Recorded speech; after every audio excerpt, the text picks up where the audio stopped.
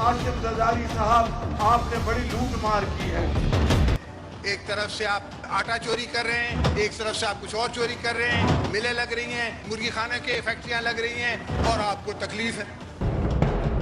जरदारी साहब हैं, पूरे मुल्क की दौलत लूटी उन्होंने, दोनों हाथों से लूटी। जरदारी साहब का $60 मिलियन जो लूटा सदर पाकिस्तान की इम्यूनिटी, उसकी वो शील्ड में रहकर 6 अरब रुपया वो हजम कर जाएं, ये एहतसाब है। मेरी गर्दन आपने काटी, मेरी जुबान आपने काटी, आपने मेरे को जेलों में रखा, ये सारे केस बनाए हुए आपके हैं और मैंने आपको माफ किया। मैंने माजरत कर ली हुई है, आप कहते हैं कि मैं दोबारा माजरत कर लूं, फिर कर लेता हूँ। इस तरह तो होता है, इस तरह की काम।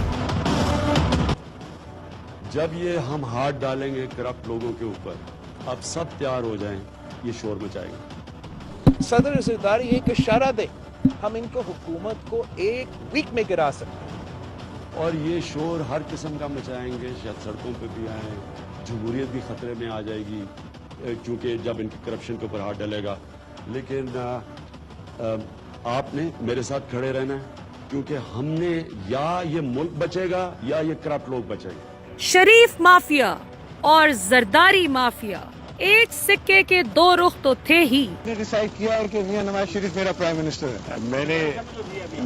मैंने फैसला कर लिया कि मैं जरदारी साहब वज़ीर आज़म हो गया। लेकिन अब हकीकी एहतसाब की तपिश महसूस करके ये दोनों माफिया खुलकर एक हो चुके। तभी शहबाज शरीफ जरदारी को सड़कों पर घसीटने के बजाय चेम्बर में ले आए, जिनका पेट फाड़ कर करप्शन का पैसा निकालने का दावा किया था, आज उन्हीं को गले से लगा लिया। सबसे अहम बात यह है कि शरीफ माफिया पर बने केसेस पीपीपी और जरदारी माफिया पर केसेस नून लीगी हुकूमत ने बनाए।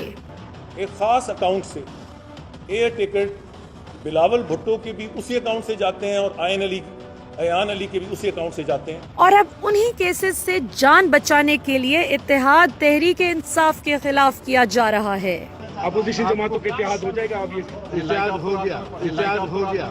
30 साल हुकूमत करने वाले इन माफियाज का मुतालबा है कि एहतसाब इमरान खान का किया जाए, जो एहतसाब की छलनी से पहले ही गुजर कर अदालत से सादिक और अमीन करार पा चुके हैं।